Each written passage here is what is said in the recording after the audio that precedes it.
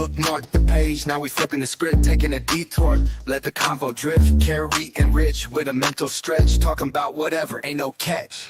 Deep dives to random flips, brain snacks served with some unscripted tips. It's not the book, but the break's legit. Catching that vibe, just a little side hit.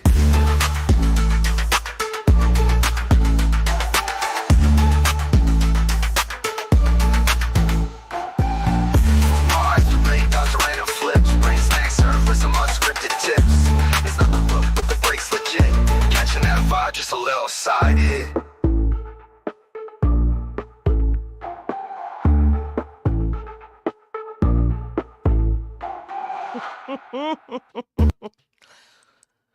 Told you, short, sweet.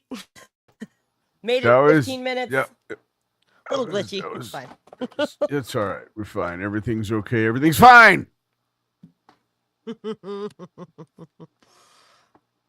So, it's been 2 weeks.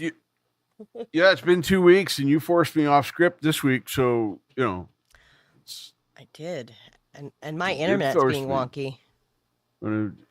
You're freezing up every so often. Your audio stays in there, but your video freezes. Well, okay. You don't need the video anyway. Nobody wants to look at me. There, we'll just show like this. Take that, suckers. There you go. No, take that. Right. You're right. My avatar. My daughter's back, and my interwebs, I think, is adjusting to the use level. That should be a little bit okay. My little warning signal went off, so we'll see. Cool. That should be better. Right on. So there we were. And Chrome is telling me that I have a new Chrome available, so that's probably not helping you. Mine hasn't told me that yet, but I expect it any time. I just had to go through a whole bunch of computer updates the other day. It's always a fun day. I enjoy it. I should really schedule it in instead of just like being caught off guard by it, right? When I schedule it in, I'm caught off guard because I forget I scheduled it in. Fair. Fair. All right. Well, hey. We were going to talk about some stuff today, weren't we? Yeah, we were going to talk about some stuff. Yep. We were going to talk about some stuff. What were we going to talk about? I lost my notes. It's a matter of truth. Well, some of it is. Oh yeah, that's right. We were gonna talk about relative truthosity. Well, kind of the way we perceive each other, the way we think of ourselves, the way we think of other people. We had an interesting conversation. Let's just put it that way. It's very metaphysical, somewhat holistic. It was good. It really was. It was good. I made you listen to some stuff. Did you ever listen to that? I don't remember now what it was. I did listen. I did not listen to the whole thing. That's very dry for me. Yes, and I knew it would be. That's like the fourth book. That's like the fourth book of stupid for me. Would be that stuff. Oh, that's my fourth book of stupid. Okay, oh. Just so you know, I'm paying attention to the Kotler. I forget sometimes that like what I find fascinating. Excuse me. I guess I'm not going to do that right now. I've already done like a lot of the legwork for some of this, so jumping right into stuff like that is like breathing to me, and I forget sometimes that like there should be. See, I'm a planner, as you would already know because you did my life chart. What you call it? So I like to know. Now that doesn't mean that I'm married to the itinerary, but I like the itinerary to be there. If you say, "Oh, hey, let's go over here and see Bob," all right, let's go see Bob. We can come back to this other stuff, but I like to have that list. So yeah, usually it's when I'm in the car that I'm like, oh, and we're also going to stop and see Sally and Josie. Squirrel. And hey, have you ever stopped at that park before? We'll get to Bob's eventually. Yeah, I know how that goes. But the thing of it is that we all, oh boy, we get in each other's business in ways we don't know, and then we get mad, or they get mad, or somebody gets mad, and it boils down to everybody has my take. Everybody has their own version of truth. Yes. No two people have the same version of truth. Yes. And that's why it's hard for us to communicate, because we don't want to listen to anyone else's truth because it doesn't fit ours most of the time. When you meet someone whose truth matches yours, then you're fast friends and la la la la la. But and then you're even more caught off guard when there's like some sort of like miscommunication, right? I think we had kind of started out our conversation with the statement, the sky is blue. We can all agree on that. And then we had this conversation, well, actually, if you're devil's advocate, no, some people might say, well, that's a robin's egg blue. And somebody else might say, well, no, that's a sky blue. Or what's the difference between robin's egg blue and sky blue? Well, that gets kind of subjective now, doesn't it? Yeah, and the cones in our eyes interpret things differently. And then what if, I mean, we have these conversations online, right? What if, like, it's definitely not blue above me today. It's gray and kind of stormy. Yeah. So my sky is gray and stormy. Sure, it might be blue underneath there, but that's not what I see, is it? Nope. Well, there's always sunshine above the clouds. Because there's clouds does not mean there's no sunshine. Absolutely not. But that's a relative truth again, because I heard this really great thing, that, well, a tree falls in the forest, does it make a sound? Well, of course it makes a sound. It's a fucking tree. It weighs thousands of tons and it crashes down. And then somebody pointed out, well, actually, if there is nothing in the area that can hear those sound waves, it didn't make a sound. Make that sound. So, yes, because sound is perceived. Sound is perceived, right? Yeah. There's always all sorts of good books. But he was discussing like the color of an apple, and these are philosophical questions that have been discussed since the beginning of time, since we had language to be able to express to each other. And that's the other thing too. Language is, our parlance changes. As we go through time, and how we describe things changes. And so truth is always kind of, it's a little, I don't want to say it's relative. I wonder what's the difference of the definition between relative and subjective? Now I'm curious. Okay. We're going to, it's wordsmithing with Keri. I like to do this. Yeah, that's fine. I do it too. But the difference... did I carry a dictionary in my pocket before? Because I've always been like this. Right? How did I live without my Google? How did I do, before I had the internet in my hand, how did I look that up? What did I say? Just a minute, I got to go to the library? I mean, there's a good chance I did. There's a good chance I did.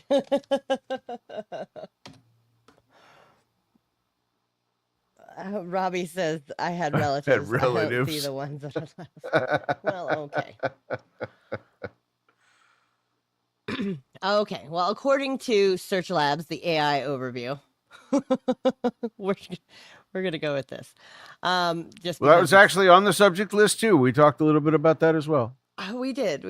Subjective and relative are distinct concepts. Subjective refers to opinions or experiences based on an individual feeling, perspective, or taste, while relative means dependent on or related to something else for meaning or existence. In simpler terms, subjective is about personal viewpoints, while relative is about comparisons or dependencies. Well, I think those can be comparisons, or what was that second word? Sorry. Dependencies. Dependencies. Yeah. That's an interesting term to use in a definition. Yeah, well, it's dependent on something else. So let's see. So how do you define it? I got to ask the question right now. If there are differences and it's in the dictionary as such, how do you define said differences? Fair. Yeah. Subjective gives its own definition in the answer. At least AI does. Yes. Yeah. Perhaps a human scholar could explain that in better terms, but yeah, I immediately went, wait a minute. Okay, let's discuss the examples, because it gives Sure. us examples here. So Yes, it an does. example of subjective is the painting is beautiful. An example of relative is the chair is high relative to the floor. And then, so it uses in the example, it uses the word relative. I don't know if I like that. That's rough. I don't think AI is Yeah. doing itself any favors. I here. don't think so either. I don't think AI is doing itself any favors right now. Yes, Yeah. it's missing the mark. It's Okay, missing well, the mark. if I reworded the second example, his salary Yeah, I was going to say low. reword it so it. Yeah, Yeah, his salary is low compared to what, right? yeah, Compared to relative just to say. Yeah, exactly. Relative to the cost of living, relative to his coworkers, relative to what that person does every day. Yeah, that his is a kid cuts relative the grass statement. and makes more money than he does. What's the comparison? Yeah. What are you relating that to? So there has Yeah. to be more to that sentence. And so the sky is blue, is that a relative statement or is that a subjective statement? Because it's relative to what? Compared to when it's covered with clouds? Relative to The general consensus of color-sighted human beings on the planet would agree on the descriptions of blue when you describe what blue looks like, which gets difficult. We're not going to even go down that rabbit hole. I still go with the storm clouds. I still go because like you can look up and not see blue at all. Mm-hmm. Have you ever seen that green color that comes in just before a storm? Oh yeah. That greenish yellow. Sometimes the sky is orange at sunset. If you see that in Missouri, get in the fucking basement. Get in the fucking basement. I'm just saying. If you get the green yellow sky in Missouri, some shit's coming. It's either going to be hail, snow, sleet, tornadoes, or hurricanes, but it's going to be bad. Speaking of shit's coming. Yes, Robbie, it is discrimination against colorblind people. That's what this discussion is really about. Discrimination against colorblind Americans. Oh, wait, then I excluded the rest of the world. Double prejudice. Ha ha. Hold my beer. And I do that in my sarcastic way because it still demonstrates some people would see that statement as a prejudicial statement. Other people would not see that as, and both statements are true. Well, and I think that it's really easy as humans to we have this sort of understanding of the world that is grown based on the nature of our nurture, as we discussed with Lisa Feldman Barrett's book, and it is very easy in our day-to-day conversation. It's very easy for us to state with fact things that are second nature to us based on the nature of our nurture, and things that have been true for us in one way or another for most of our lives. And then we come up against somebody else who has a totally different experience of life and has a totally different exposure to different things than us. And then suddenly what we've operated with is challenged. And I think as humans, we really have a hard time taking a step back and going, oh, it is possible that there is truth to that, especially for that person in that lived experience. And also, if I review, our brains are amazing, right? So we can very quickly kind of review our past montage, if you will, and go, oh, and also that changes how I view all these other things that I've experienced with this new knowledge. But because it challenges how we have operated up until this moment in time, we tend to automatically resist it. And I like the idea, like, Adam, I should just have a list of, like, names of people that fall. There's a book called Rethink, and it's by an organizational psychologist named Adam something. Let me just look it up real quick. Adam Grant.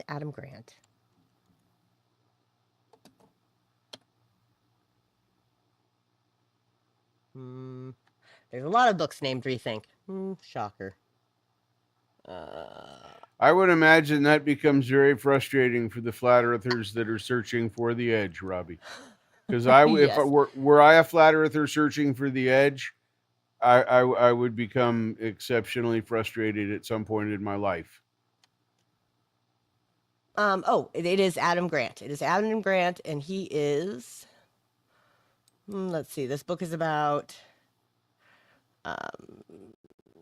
intellectual and emotional muscle. We need to stay curious about the world to actually change it. So, the reason why I like this particular personality, this person, author, psychologist. He does a podcast. It's pretty good.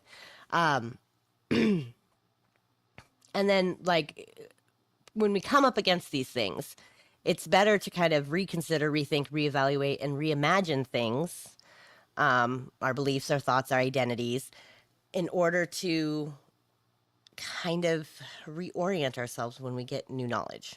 Mm-hmm. Where was I going with that? Which brings me to this idea of being able to understand other people's truths. That's where I was going with that. Yep. And to be empathetic. And in order to be truly empathetic, we kind of have to imagine what we would have experienced had we been in that person's shoes, as opposed to telling them that their experience was wrong. We have to imagine what it had been like to be that person, as if what they said was true. Always. As if what ridiculous they said was true. Statement. You can't feel like that. Well, yeah, you can't necessarily feel like that, but you can imagine what it might have been like, or you can put yourself. Who's on the other side of that coin? Yeah, saying and when it is well, yeah, I can feel like that because I do. You don't, but I do. Unless I have the ability to imagine my past with that new lens on it. Because we don't retrieve memories, we reconstruct them. So we can reconstruct our past with this new sort of lens on it. And when we rethink things, well, our thoughts drive our feelings. So we can refeel things. So that's, it's like thinking about a parent who maybe you disagreed with some of the things that they did in your childhood, but then when you get a perspective and you review or revisit those thoughts and those feelings that you had back in that moment, you might be able to find yourself re-feeling that situation differently. Yeah. Therefore, you could potentially feel what it is that has been brought to your attention from your own perspective and your own experiences, but... Hey, welcome, Darren. Good to see you, my brother. Very meandering. Yeah. It's very meandering, but that's kind of the point of this conversation, as we talked about it, because it stems into so many facets of life. It's about really taking that time, isn't it? Yeah. Can you take a minute to listen to somebody? Is it worth your time? Would it be better to say, well, I disagree with you and have a nice day? Or stand there and argue your point and try and change their mind on the spot with nothing but your words, no conversation, no demonstrations, that's why it's an argument and not a debate. And that's why I often in my rant, which started this, I've said, I don't speak my mind often because I am generally perceived as being angry about it when I do. Like I'm yelling at you about it, and I'm just passionate, and that's the way it comes out of me. I'm not dramatic. I'm most theatrical. People perceive that as anger. Yeah. So I just avoid talking about those subjects. I've said many times, and I'll say it a million times, I don't care what you believe or what your faith is or whose name your God has. I don't care. If it works for you, if it edifies you, if it makes your life good, it makes you help other people or helps you help other people, or however you want to say that, do it. Do it. Yeah. Do it. But don't ask me to talk about it and then tell me everything that's wrong with what I'm saying. because then it's not a discussion. It's a badgering session, and that's what we don't get anymore. And that's kind of where I was going with all that whole truth thing and everything else. It all figures into the same mentality that says, no, it's just the way it is. I say, no, it's not just the way it is. I was going to Sorry. say, and I don't feel like anything is ever just the way it is. Because relative to what? Relative to what? When I relative say to the points in the history. in this context, when I'm saying that, I'm actually, in relation to me, I have decided that what I've been doing is no longer acceptable. Yes. Because I have seen a flaw in my previous thinking, or at least my actions, not necessarily my thinking, but in how I acted. Well, now I'm going to say something about it. And it's a sorry, not sorry moment for me, because I didn't know who I was 6 months ago. And I don't know who I'll be 6 months from now. And what will impassion you enough to say something? What will my truths be then? Yeah. And then like the saying something versus doing something too. I tend to not speak out Jimmy against C, things. welcome. Hi, Good Jimmy to see C. you. Cheers. Unless I can do something about it or I have a proposed solution. I tend to not like to just bitch and moan without having some sort of action that I am planning on taking in some way. I am. I'm an enabler, depending on what type of therapy session I'm in, right? Let's just it's fine. Some might call me codependent. No, but here's the deal. Like the commiserating can only take me so far. Right. And it feels like a lot of wasted energy in some ways to just bitch about something. But if I like have like I tend to only focus on the thing, so I'm like, well, that bothers me. And so I'm going to change what XYZ, and then I'm going to inform people as to what that is, and then I'm going to move forward on it. Your friend who couldn't make your conversation today, same kind of thing. She is taking action now. She was not in an actionable position 10 years ago. Yeah. But then some shit happened, most of it really fucking bad. Yeah. And now she is in an actionable position, which a lot of people are, but the difference is she is being active. And she's taking the risks, and she's doing the things, and she's... Because there is risk. Yeah, she hasn't seen her kids in a while because if she shows up to court, they're going to take her to jail. So she's like, I'm just going to keep working on changing this. That's rough. And that is so hard as a woman in this society. I mean, it's a Mrs. Doubtfire She'll be clause judged for in that. reverse. She will be judged for that. Yeah, she will be, but it's a Mrs. Doubtfire in reverse. Yep. Robin Williams in that movie, all he wanted to do was be with his children. That's all he wanted. He could deal with losing his wife. He could deal with all the other, but he could not deal with losing his children. So he lived a lie in order to do that. Fucking people shouldn't have to do that. I applaud your friend for standing up and saying something, doing something. It takes probably more balls than I have. I mean, I'm an abuser. So yeah. It's a reverse amends when I see people like her taking action and doing things, because it actually validates everything I've been doing for the last 30 years since I decided to change who I was. Right. And that's a change in truth, because my truth was different before than it was after I just made that decision. And in her journey, she's taken the step even further back. Well, what is it that we need to change about all court systems? What is it that it's not just about this one thing. It's not about this cause. It's about a humanity thing. Yeah, we need to evaluate it across the board. Across the board for all judicial things. And then I had, in part of the conversation that we had in private, that she had brought up, and I think this is really interesting too, is I had kind of played devil's advocate and pushed back a little bit, because her whole thing is that... Carrie, push back? Well, I try to tap into what the general population might disagree with her on, right? No, and so it's not really devil's advocate. It's just like the general perception is currently this. So when we were speaking about grand juries and why they are in secret, you know, I watch a lot of like lawyer shows, and I'd heard a lawyer discuss grand juries at length about how, you know, you have them in secret so that like a witness can't be, you know, like a witness in the grand jury cannot be intimidated or, you know, unalived or I just listened to things of Steve this. Leto. Steve Lato's pretty good. Fucking love Steve. I love that my guy. My boyfriend does too. But Oh, God, she he's was so like, cool. yeah, but wouldn't it be better if the defendant was in this grand jury and is able to, because grand juries are a little bit looser.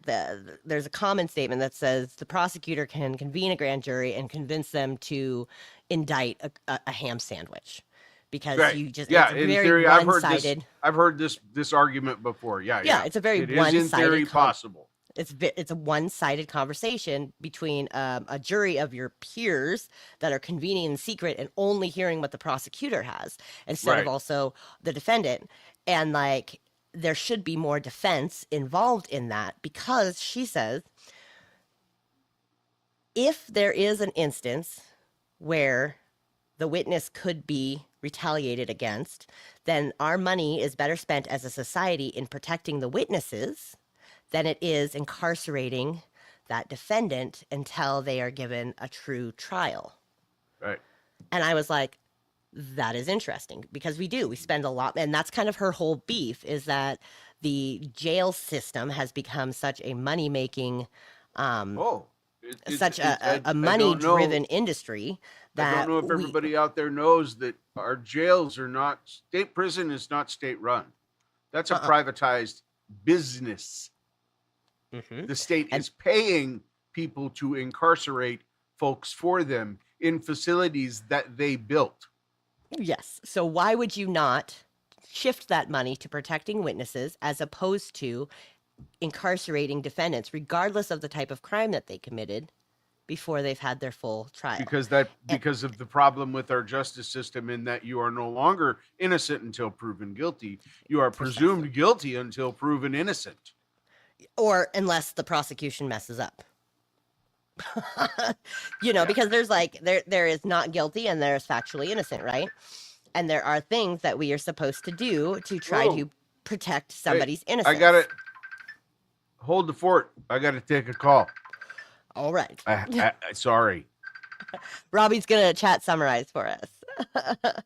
The hosts discuss one-on-one basketball backboard shots and eat sandwiches. Yeah, I mean, something like that.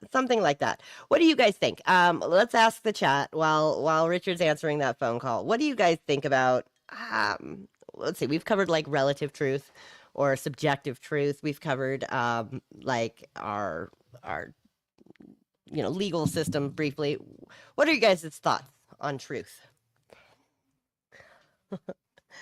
Robbie, you're funny. Jimmy C, give us something here to chat about.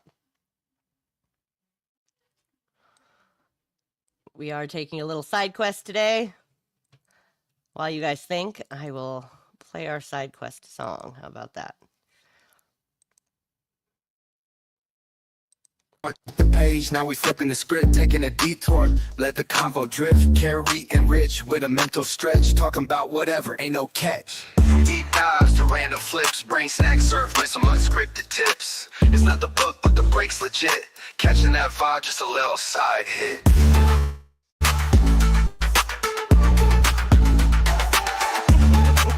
What do you guys think?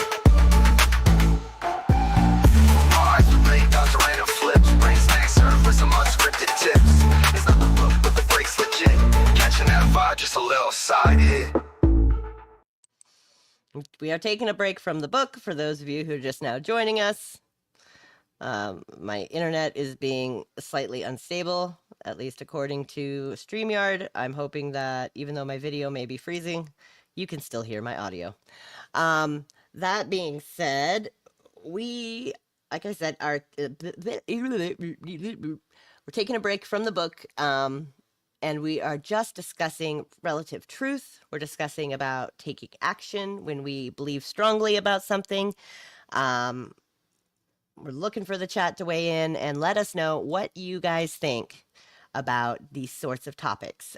Is this something you think about? Is this something you're interested in? Is there something that we've said that you disagree with? Let us know in the chat. Richard is taking a phone call. I turned off my video for a minute because my internet is unstable, but I'll be back. I'm here. Um, hopefully that will catch up again. My daughter is back in the home after being away for a week, and I think my internet is just struggling with the bandwidth. Robbie thinks that flat earthers who discharge without consideration should not play basketball. I think you need to elaborate on that, Robbie. Oh, let's see here. Oh, Robbie built a new guitar, y'all. He put his link in the chat. Feel free to check that out while we think about truth. And I'm proud of you, Robbie, for creating something. Thank you. I'm gonna go check that out after the stream. I encourage all of you to check it out now. If our conversation has lulled, Richard has a phone call that he had to take, so I'm carrying the weight a little bit, and my internet is being silly, so I turned off my video for a moment. Let's see. We got a couple of people out there in the chat. I see some lurkers out there. Welcome, lurkers. Thank you for joining us.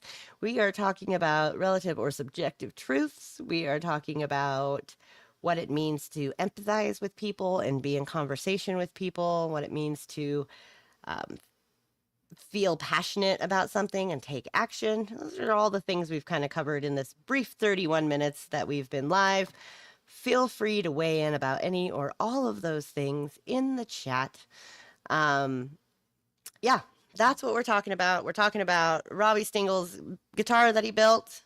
I put the link up on there. The link is in the chat. Feel free to repost that, Robbie, if you'd like, down in the chat. Or yeah, I think that Robbie is on one today. Actually, the truth should be considered more closely by the makers of Magic 8 Balls. I just got done reading a book where the Magic 8 Ball was actually a guardian angel, and so every time the little triangle flipped over, it was some sort of life advice to the main character. It was actually a pretty funny book. Anyway, that aside, I do read some fiction stuff.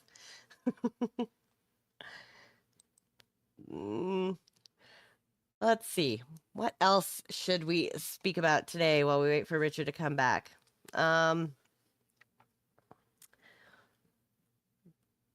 What do you guys think about our legal system currently? Is that something that needs to be revamped? Is that something that is revampable? Can we change how that works? I don't know. I have a friend who's working on what she thinks will change the justice system and to make things more in alignment with the original intention of innocent until proven guilty. An indictment is not a conviction. You're very right about that, Robbie. But are we truly treating it as such in our society today? I think that is the real question that we are asking. We know that from a logical standpoint, but is that the experience that people feel when they come up against the law? And what kind of things can be put in place? I think that's an interesting question. My friend Jessica is pushing for grand juries to not convene in secret and for there to be more involvement with the defense and the defendant so that you can come up against your accusers sooner. Right now, it's in most states that have grand juries. They're very one-sided. They are secretive. A lot of the reasoning behind that is so that, witnesses can speak out and not be in fear of retaliation from the defense. However, or the defendant. However, she brought up a really good point is, wouldn't that money be better spent in protecting a witness as opposed to incarcerating the indictee, I guess. Well, right. I mean, as I think most people do all they can to avoid getting into legal situations. Unfortunately, people who simply go through divorce sometimes end up in these outrageous legal situations that should be as easy as, ending a relationship and splitting the responsibilities of the children, and also,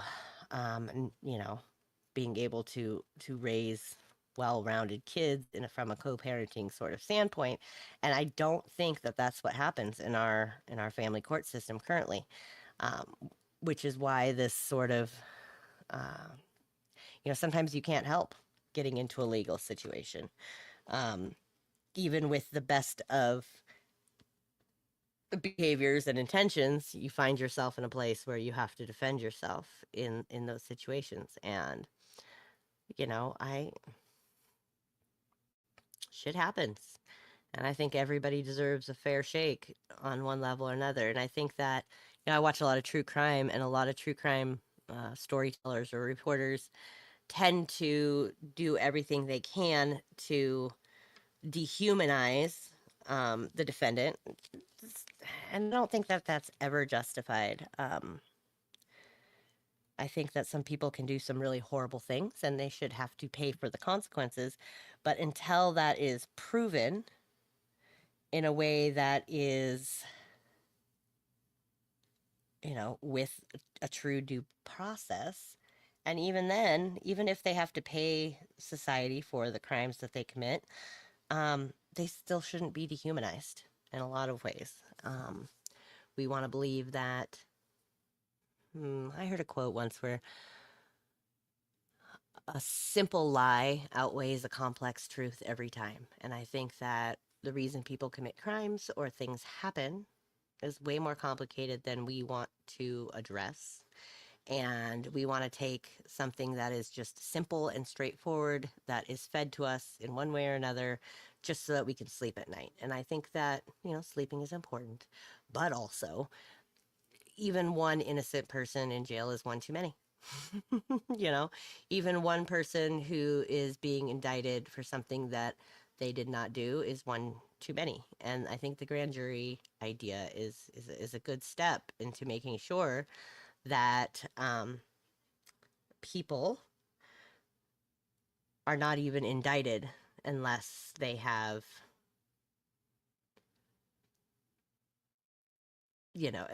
unless there is probable cause to do such. And I think that our legal system, though with the best of intentions started, I think things have gotten a little sloppy over the years. And I think that there's a lot of things being done on the part of the state and prosecutors, commonwealths, etc., that is not really allowing for people to have their due process. And I don't think that that doesn't mean all prosecutors are bad or all police are bad. It just means that people are operating under a lot of assumptions that maybe we should be questioning a little bit more. And so, there's that. Anyways, hello to you lurkers out there. Robbie, thank you for being involved in the conversation. This is lolly-dabbing through books or lolly-dabbing through life with Keri and Richard. Richard is currently on the phone, so I'm doing the best I can to carry this conversation. Get it? Carry this conversation. On our little side quest, we are taking a break from the books this week. We are talking about all sorts of things. And Robbie is still here. Oh, good, Robbie. I'm glad you're still. There's a couple other people here too. They're just lurking. They're just lurking. There he is. Welcome back, Richard. Sorry, that was a call from a person out of country. I needed to take that call. Yep, as we sometimes do. Who's that guy? That is our friend Richard. So what are we talking about? I just was still talking about legal stuff. Cool. Oh, that's fine. The topic was really going to be kind of open. That's why we talked about it as being a diversion, a conversation about things that are relative to our lives. And that is something that is relative to our lives.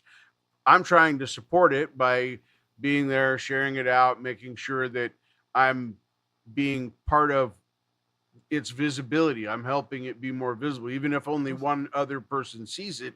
Maybe that person's friends, maybe 10 of their friends will like it. I mean, it's a numbers game. So Right. that's my participation. And Well, I and also happen to agree. Yeah, and legal speaks a lot. Like our legal system is really related to, what is truth and Mm-hmm. how we perceive truth as human beings and what our brain does in times of like stress. Like we are finding out so much about how our brains process things. And that's really the root of this channel, right? It's how we interpret things, how our brain processes things, and how we use that knowledge of what our brain default mode is to kind of understand ourselves, therefore communicate ourselves better to other people and understand other people, right? And our legal system is really built around a lot of fallacies because we didn't know what we knew. We didn't know then what we know now about how our brain works. We rely a lot on eyewitnesses. We rely a lot on like the victim, right?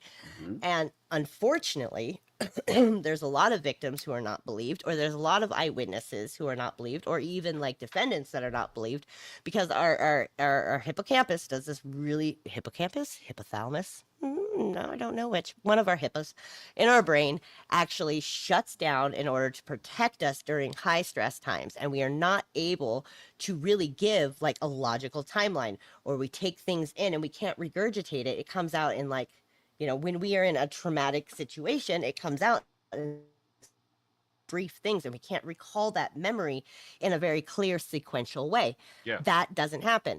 And over the years, we've used things like, trying to use hypnosis, and there was a whole thing in the 80s about, finding out that during, hypnosis, things are very suggestive and you're able to kind of like prod the person to remember things that didn't actually happen. Remember, with hard air quotes. Yeah, it's been proven many times. It can be used as a tool to help people who have blocked memories and things like that. Absolutely. Hypnosis can be used as a tool, but it has to be done the right way. There isn't a sort of okay way and a right way. And I think that just trying to pull from somebody some sort of logical sequential thing or repressed memory, I just don't think that's a responsible use of hypnosis. I think hypnosis is better aimed towards changing future behaviors. Well, in context, I was speaking for someone who wanted to search that for themselves. For example, had I been through a traumatic event and I wanted to try and remember something that my brain had hidden from me as a personal decision, I think that using that as a tool is fine. Yeah, but there's cults that have started. It's what was the thing you said? I said something and you said all that went off in your head was cult. I can't remember what it was now. It was funny as hell. Something I said. What did you say? Because it felt very culty. I'm sure. I don't remember. The times that I wish I recorded our off-camera conversation. Oh yeah, right? I think I said it when we were having that conversation. So you're gonna wish we recorded this. Yeah, absolutely. And I was driving, but I was looking for the app on my phone to try and record it, and I was like, "This is not going to happen. I'm get in a car accident, that's going to be." You made the right decision in deciding to stop doing that. Yeah. So. Yeah. Well, it's fine.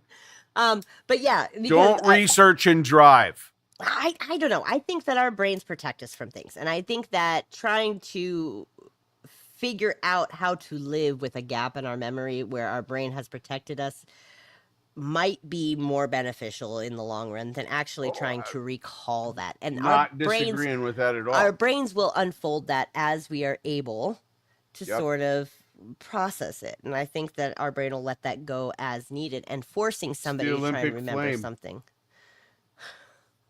Fire! There's a fire! Put it out! Wow. that was the most incredible joint lighting ceremony I think I've had in recent memory. Did not realize I was going to have the Olympic torch. Anyway. I support that. But and so like asking a witness or asking somebody to remember something through manipulation. And I think hypnosis is a type of manipulation. And I'm not using that in its negative sense, but it is a matter of trying to force your brain into places that maybe it's not ready Not to disagreed. be Yeah, it is. Absolutely. but I think it's useful for like the future stuff. You know, if you want to quit smoking, if you want to change a behavior, I think, you know, allowing that process to help change you is useful. But trying to go back that's to an the past, entirely not so much. different context. You can't. Yeah. One is not at all what the other is. So Right. So you could never mix Same sort those. of practice. I would. Yeah. I would never presume to say that it was. Yeah, I don't know. think that's just where we want run into a people to lot of think. problems too. Is what something might work for one thing, we think it's going to work well for everything, and I think as humans, we just need to fucking stop. Talking with my Like- friend who came and took me to the beach this weekend, and we there was a person who was driving in a manner in which we thought was unusual. Mhm. Just go with that. And Okay. we were having a discussion between her and I about said other drivers. And I, in my sarcasticness, said, "Oh, they're just millennials." I'm a She brought up a millennial. very good point. No, hold on. She brought up a very good point. She said, "Isn't it convenient that we have that to say now?" Because it's true. It's convenient to say, Just but how Gen much Zers. truth is there in it? Probably not very fucking much. It's just, it is what it is. You know? It's no different than they're Japanese, they're Asian drivers. It's very ist. I'm not sure if it's racist or generationist ist. Okay, or here's it's all the it's an ist. in defense.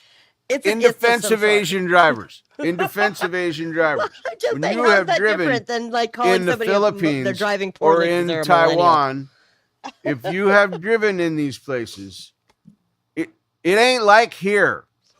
Obviously. Okay, there's a lot of cars and people and dogs and horses and cattle and every other fucking thing under the sun on the roads moving around the town. And it's magic to fucking watch this. They just assume that you're going to be as intelligent as the drivers in their country, and everybody's just going to weave and bob and find their way. Because that's what happens in traffic in these countries. There's no traffic signals. People just make it work. And it's incredibly crowded roads. Yep. Like bumper to bumper doesn't even begin to describe these things. So when I see them drive like I hear somebody say that, I always think, man, actually they're probably a pretty good driver. The problem is most likely you, once again, perception of truth. Perception of truth. Or women drivers, or Yeah. they're all, just all the things that all the assumptions. So There's being a millennial so has many nothing you to can do make. with your driving skills. And they are all perceptions of truth. And even science is, in some ways, In all ways. But continue. a collection of very coincidental facts that we now believe are true until we find something else that disproves that wasn't proof. Then we have to take that again. So, Well, science has a very defined process, right? You have a theory, you create a hypothesis. So you have a broad theory, you create a hypothesis on a specific question in that theory. and then you right? build on it and you then, talk and about then you it. have your control, and you test things to see what the outcomes are. Okay. Right. The part that is subjective There you go. is the question that you ask, and you don't know what questions to ask until you unfurl some of these things, right? Yep. So the process of science is very logical and maybe not logical. It's very systematic, and it's very like you can prove this, that, or the other, but it's all based on the question you're asking. And if you're asking a question, like, you can tailor your questions to get certain sorts of outcomes, whether or not those outcomes are useful in a way that furthers society or not. Mm-hmm. That is, pardon the redundancy. That's the question, right? Yeah. Like, and sometimes we I'm don't know fascinated what by ask. quantum physics and things like that. And is there, this is something I personally, not a scientist, I don't even know how to make. We're not scientists, we're not therapists, pop. we're not lawyers, we're none of these things. But disclaimer. I don't think you can't limit how small of a particle there can be. Because at which point, if there is a point at which you can say that you can't get any smaller than this particle, then that means there's nothing. And then you have dark from matter. And the then space between the particles that the it's just that. Now I know for some people that kind of thought makes their head go whoa, but for me it just makes me go no. It can't be an absolute like that. It can't be a biggest either. And then you start talking about the possibility of parallel universes or overlapping universes, or now they're talking about this. Our galaxy, our section is actually a hole in the universe. Where what we're seeing is not even the universe. It is just our little hole that we're sucking into, and we're seeing to the there's fascinating stuff, and things like that are what science has to say. Okay, there has to be a place for that to be talked about. Because we don't know it is true, but we can't know it's not true either. And how lofty are those conversations when we've got, problems with our legal system, problems with our education system, problems with our healthcare system? How lofty is it? I mean, I'm fascinated with space travel, but also, like, how lofty is it to have these conversations and to build a spaceship when we could be doing other things for the here and now? Absolutely. And I go back and forth on that because I do fully like support this quest for space and Mars and these things, but at the same time, why? I just listened. We're coming up on 52 minutes. This one might run a little bit long just because we are rambling, but Robbie's comments today. Yes, I know. He's in good form tonight. Thank you, Robbie. He is in pure Robbie Keeps form. the chat moving. Yep. He's a good Keeps participant. the chat moving. And I love that, Robbie. Thank you so much. So I'm listening to the 6-part series on a show called Behind the Bastards. I really enjoy the host Robert and his producer Sophie. They have some really good conversations. They bring on people, and he basically tells a story about a person to these guests that they bring on, and he does really in-depth research. He does a really good. To me, he's like the perfect middle ground type voice in a lot of spaces because he's some left, some right, some center, some like downstream, upstream, all the things, right? Mm-hmm. And he is discussing Oprah and how like the trajectory. His question is Oprah a bastard, right? Because his whole show is Behind the Bastards, so you're learning about the bastards in history, right? And although she has done some good, the question is, has she given a platform to people who have done humanity wrong in a lot of ways? I mean, she gave a big voice to Dr. Phil. She spent $100 million on a school in South Africa, which is good, but also had that money been put into mainstream educational systems, what else could it have done? Yeah. And then they had this whole discussion about people who get a bunch of money and they kind of take on like a small portion. Like people with a lot of money, all of a sudden they want to have a school because, they went to school. So of course they're able to build a school. They know what's important, right? Right. And like the whole charter system, which really just kind of takes away from the public school systems, which may not be great if school that's basically not making a space for people with handicaps or disabilities. Of course, there's tests it's going to look kind But then again, that's a different conversation. Yeah. but it was just really interesting to me because in a lot of ways, she may not have caused problems, but she gave a platform to people who have caused some problems. And also her style of media created spaces for other things that are somewhat problematic. And so,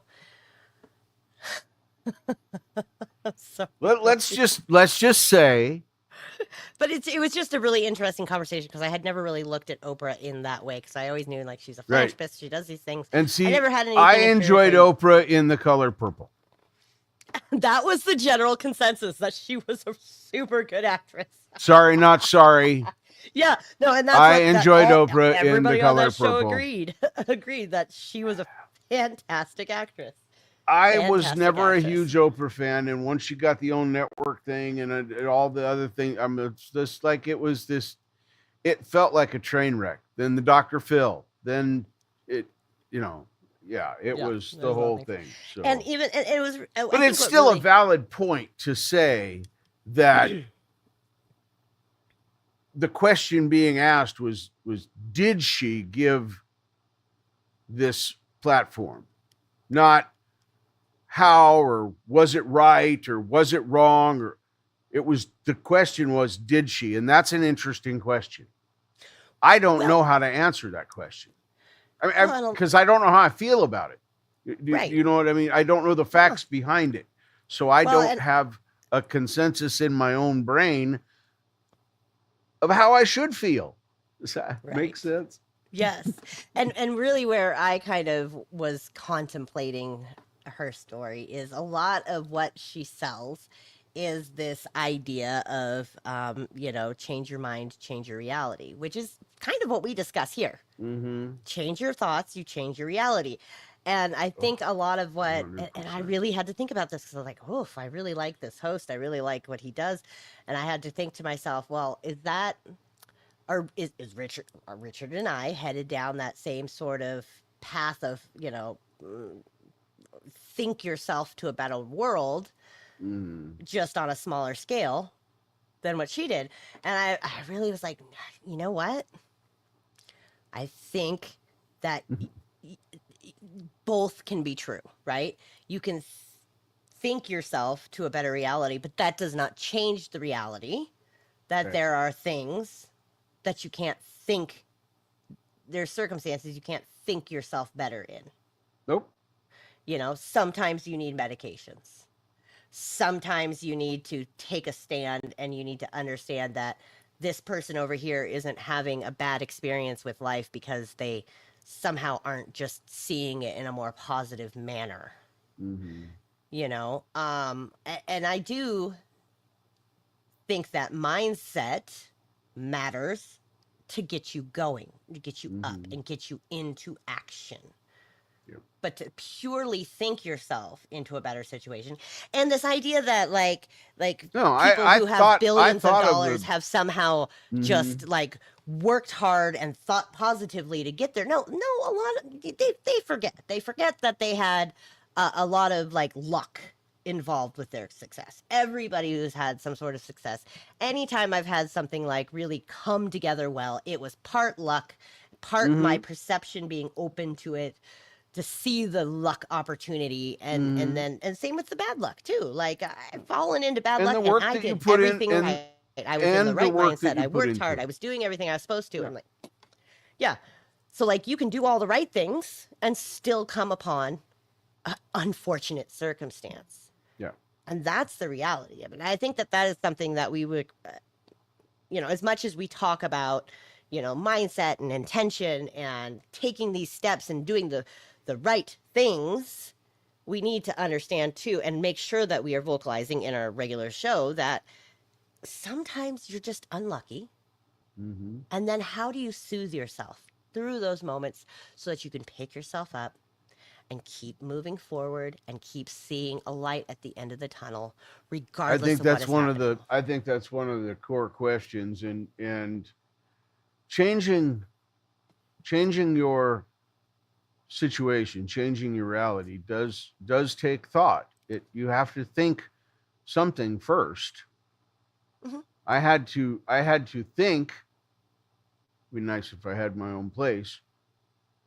Long before December happened of 2024, and within 2 weeks, I was moving into my own place. Yeah.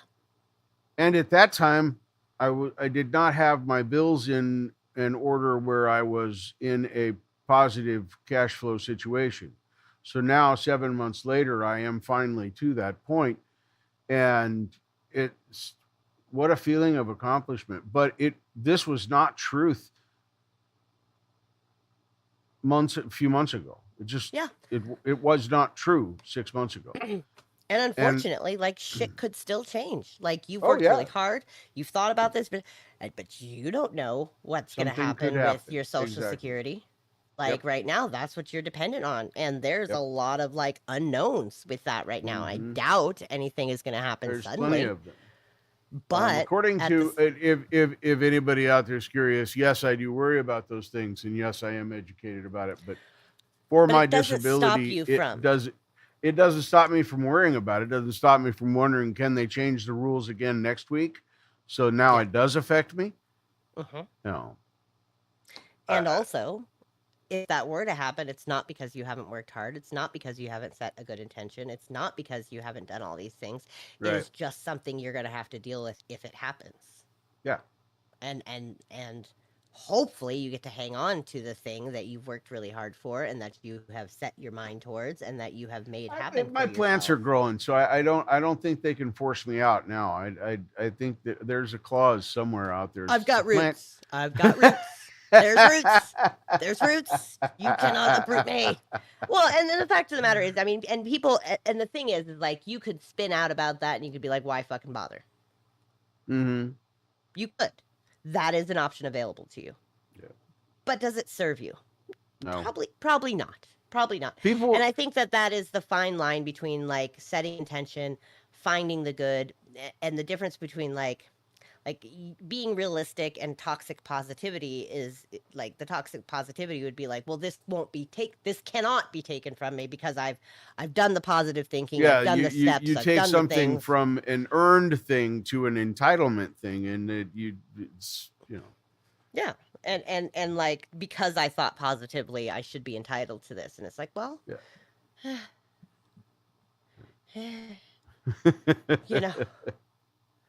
like, you do what you got to do. But also, if you had to go back to a roommate situation, would it be disappointing? Yeah, probably. Sure, it'd be disappointing, but I could do it. But also, yeah. And you know that there is, and you're just not letting, like,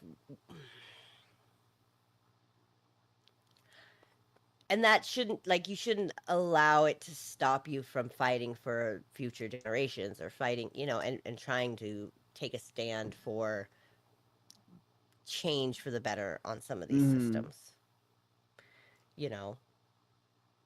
I mean, because there's a phrase out there that comes to mind. If you don't stand for something, you will fall for anything. Yeah. But also, what is it? Strong convictions loosely held. Allow the world to change your mind. You don't have to stand for something arbitrarily. And just because you stood for something, are you less of a are you a weak human for changing that stance? Right. And I think the answer is no. I agree. We have to change our stances. You have to. In my mind, the only thing in this realm of existence that does not change is that everything will change. And that we exist.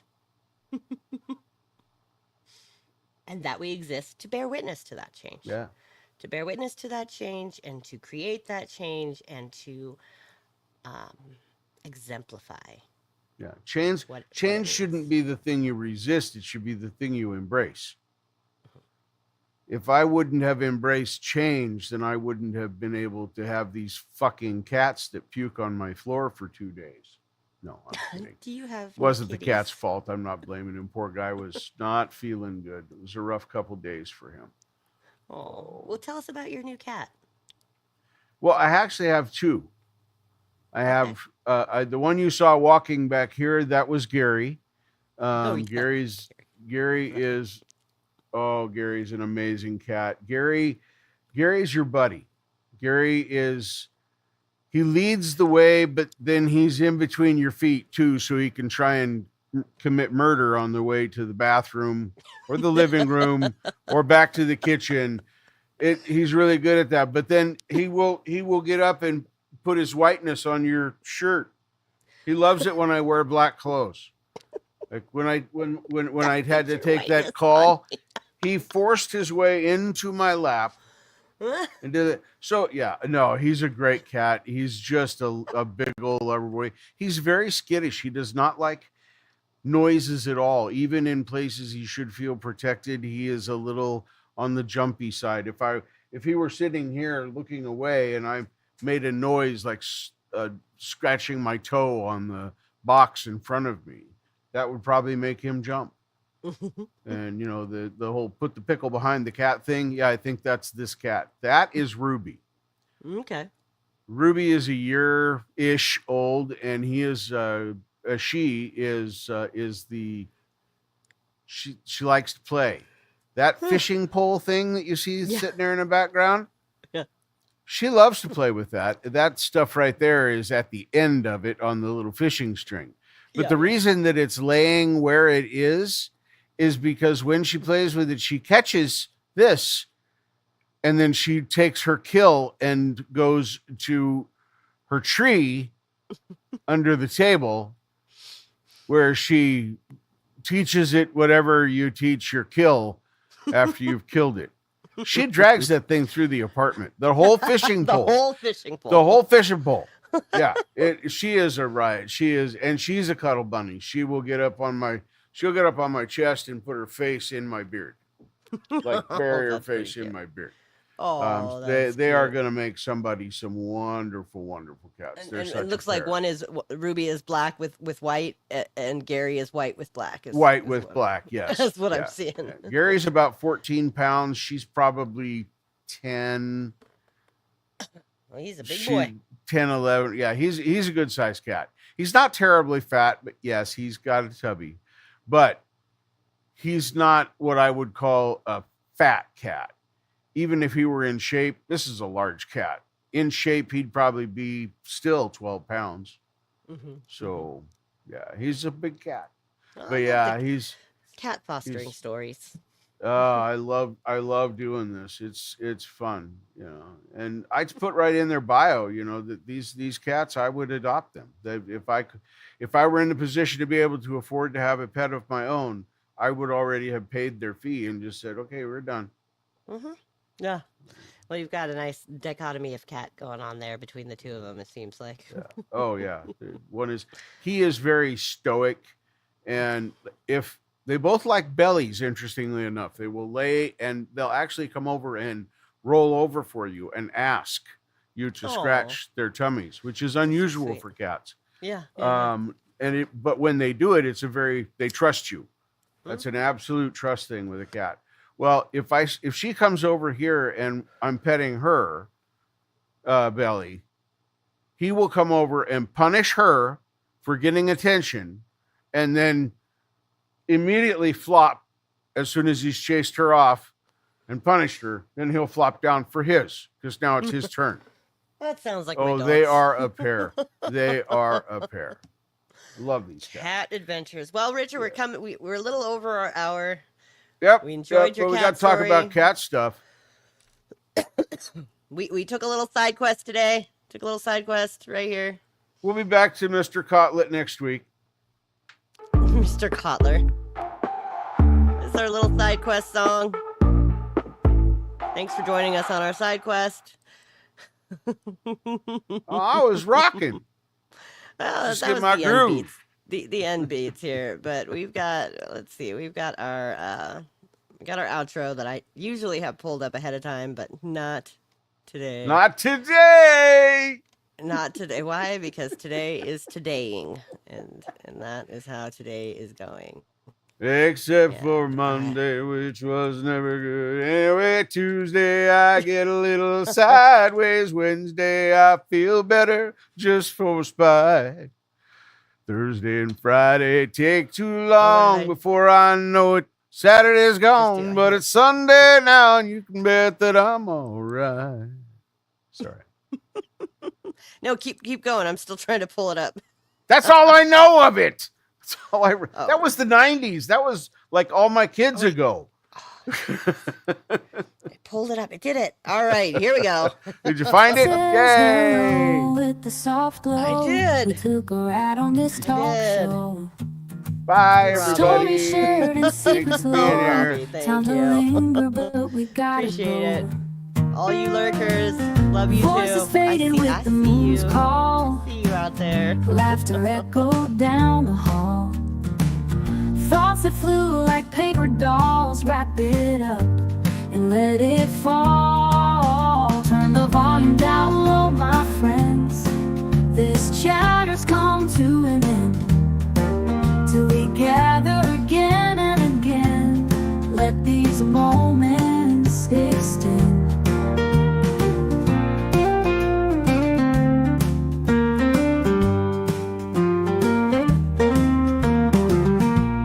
Quiet, hear the clock tick tock. Words won't stop, but we'll walk the walk. Dream a little till the next talk. Out of time, let's unlock.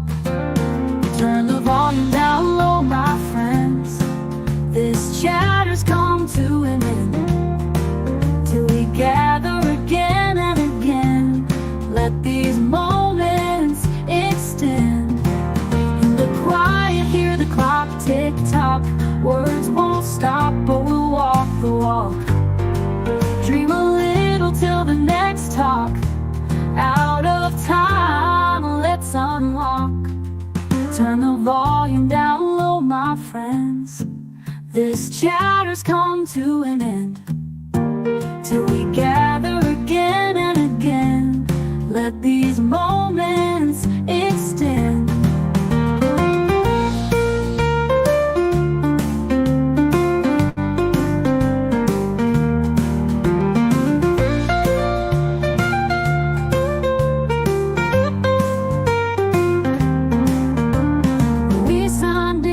With open minds, now we drift on the book of fine. Page by page until we bind. Sweet goodbyes, let's unwind.